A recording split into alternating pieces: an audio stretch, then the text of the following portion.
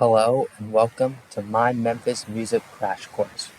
Music goes back more than 800,000 years ago and is known as the world's most universal language. Music can be defined as art concerned with combining vocal or instrumental sounds for beauty of form or emotional expression. Music started with the Neanderthals who could make clicks and sounds at different pitches to make sound and a pattern. Some of the first instruments were made by cavemen who used their tools as instruments and drew them on their caves.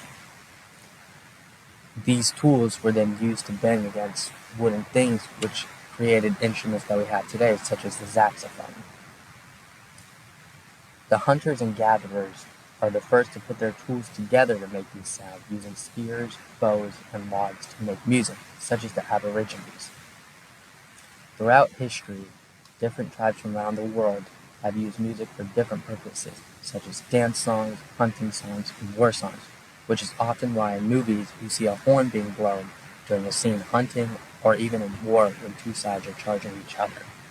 Music after that rapidly picked up in the Middle Ages, such as the Renaissance period, or even in Europe, with artists such as Beethoven, Mozart, and more.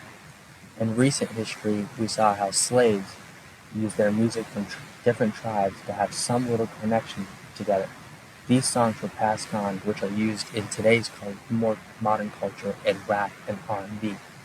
Music then evolved from symphonies and instrumental music to people then adding more lyrical-based songs, leading us to where we are today. Throughout the last century, Memphis has become a hotspot for some of the world's best music and musicians, from those who came in the early 1920s to play on Bluff City on Beale Street, which led to the blues music era during the 1960s and civil rights era, which then led to new eras of rock and roll, R&B, and today even rap. Artists such as Elvis Presley, B.B. King, Ike Turner, Johnny Cash, and Jerry Lewis used music as a gateway during the civil rights movement to help people overcome the certain times and share their stories. Like Elvis, who was influenced by black artists and used that as a spin-off to create a version of rock and roll, or B.B. King, who used blues music during the civil rights movement.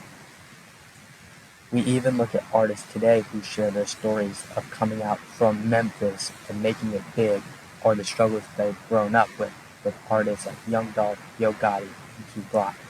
These artists have helped pave many different movements, such as the women's rights movement, the BLM movement, protection against gun violence. Music is used through all different political protests, times of distress, and even times of worship,